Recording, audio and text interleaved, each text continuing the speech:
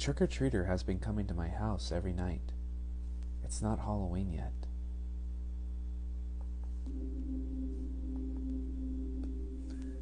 I want to start out by saying that I don't know what this thing is. All I know is I don't want it around me, and I can guarantee you that you wouldn't either. Regarding a brief background, I bought my house recently. Nothing special, just a medium-sized place located in a relatively safe suburb. I have a girlfriend, Laura, but she doesn't live with me for personal reasons. At the moment, I'm here by myself. I'm painting the situation because this is the kind of place where kids would go trick-or-treating. Not some decrepit apartment building, not some house in the middle of nowhere, right here in suburban America. The first time that it came was 4 days ago, around 9 p.m. I was sitting in my office working on a document when I heard a knock at my door and the characteristic little kid's voice saying, "Trick or treat." Not some weird demonic voice. It sounded exactly like a regular upbeat kid. I just brushed it off as some fundraising thing and decided not to open the door. I was extremely busy after all. Out of curiosity, I peeked out my window, watching as the kid, dressed up as some kind of Grim Reaper costume, walked down the street. Off the bat, there were two weird things about this. First of all, there were no adults with him. I didn't get a look at his face, but there was no way he was older than 5. Second of all, he didn't knock on any other doors. I watched as he walked past every other house until disappearing at a turn. Despite the absurdity of this, it was still a pretty sad sight, but nothing that I thought about for too long. It didn't come back again until the following night, and there is where the detour to hell fucking no territory begins. I was out with Laura, and we were both kind of drunk when we got back. It was late as hell, so we decided to put on a horror movie before heading off to bed. About halfway into the film, I heard a knock at the door. An upbeat "Trick or treat" followed. Laura was quick to react. "What the fuck?" I remember her whispering to me. I hadn't told her about the first time it happened.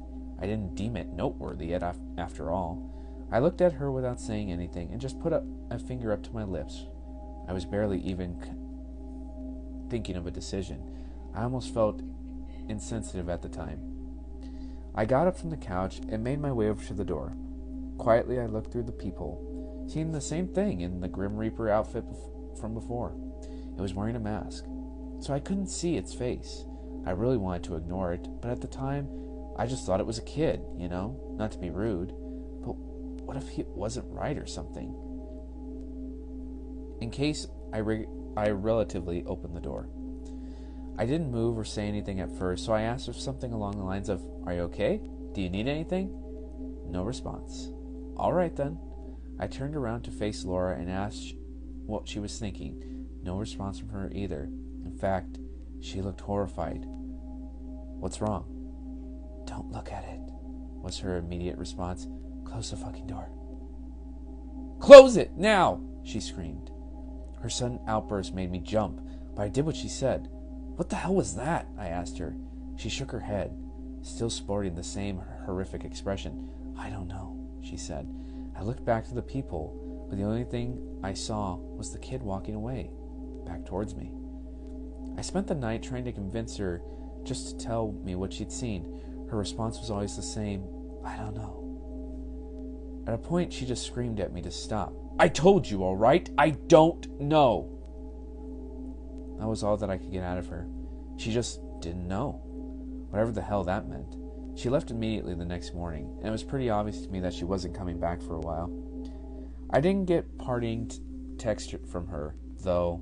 If it comes back, don't open the door. Safe to say I was reasonably disturbed. Was she playing a prank on me? Seems rather elaborate, if you ask me. That couldn't be it. She'd never done anything like this before. Besides, she seemed generally terrified, but it was the only explanation that I could muster at the time, so I went with it. Whenever I would talk to her after that, she never brought it up. I thought she was trying to pretend like she had nothing to do with it and had something bigger planned for me later on. I decided to go along with it as well. The following night came, and I mentally prepared myself for anything, and she was intending to pull. I decided to stay in, order some Chinese to get some work done, It was around midnight, and I was ready to head downstairs to play some Xbox before bed, and then I heard it. Trick or treat! Now, if Laura was the one doing this, then she wouldn't want me to ignore it, but I could catch her off guard if I suddenly opened the door, right? The kid was probably one of her cousins or something. Weird that she's making him stay out this late, but hey, anything to scare me, I suppose. I looked through the peephole once again, seeing the Grim Reaper costume. I forced myself to laugh. What's Laura paying you, kid? I jokingly asked him through the door. What a mistake that was. Trick or treat! The statement was repeated, longer this time. It caught me off guard, but I couldn't place why. And then I thought about it. The words didn't seem to have come from the kid's mouth, but from a general area behind him, if you get what I'm saying. Continuing to look through, having no idea what to anticipate. Trick or treat! It was a defending the third time, loud. I was jolted backwards before scrambling onto the couch. What the hell? I thought to myself.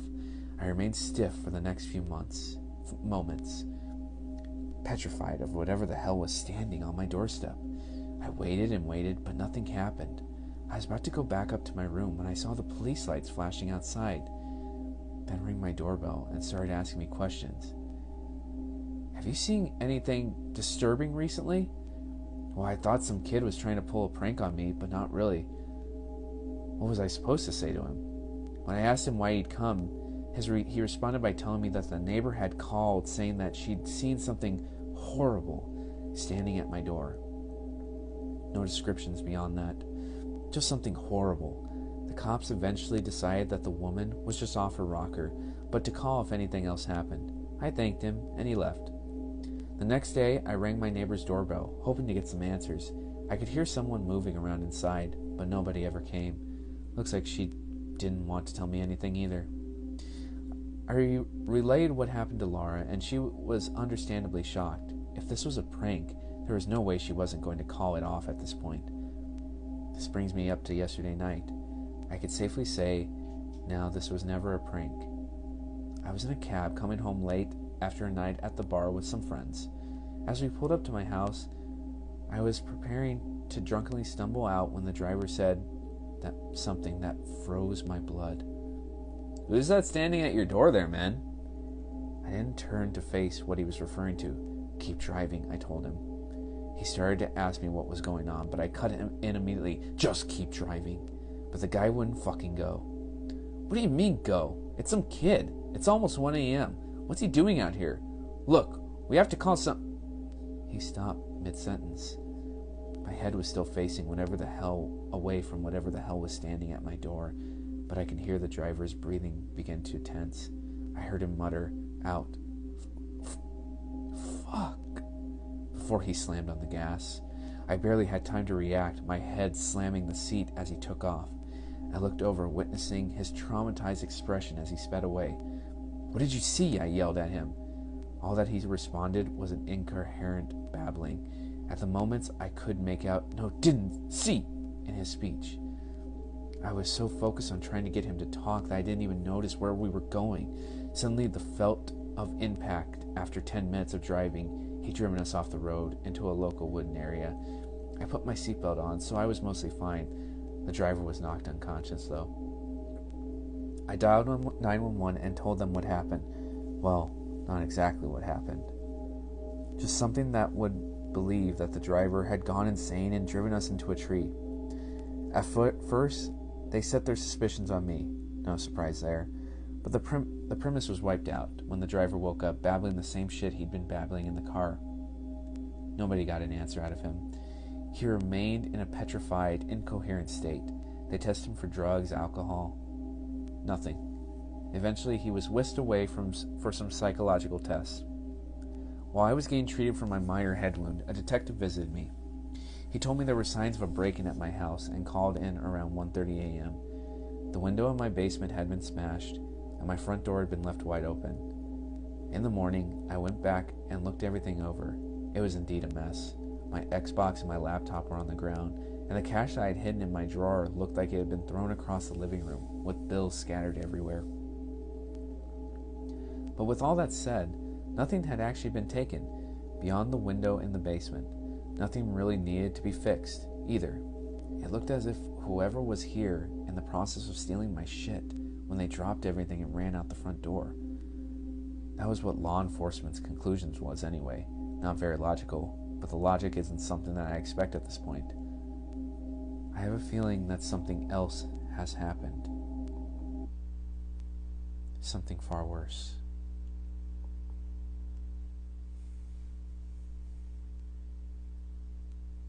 Hey guys, so we did 2 tonight to get caught up, to get you guys ready for Halloween. So, hope you guys enjoyed this one. This one's always had a spooky little part for me. But, so, in the meantime, we'll now talk about something else. So, what I get from this story is to always trust your gut. Whenever something seems strange or out of touch, trust it. Never go against it. And of course, if you see something strange or dangerous, don't keep someone away from it or keep it a secret. Let people know. Let them know what's going on. This can go from anything, from danger to what's just going on in your mind. Always reach out to people. And also, because this was made by Mr. Outlaw, a really famous no-sleep writer, he never continued the story. So we never know what happened. So always finish what you started. And have a good night, guys. Thank you for listening to Forest Trails and Scary Tales tonight.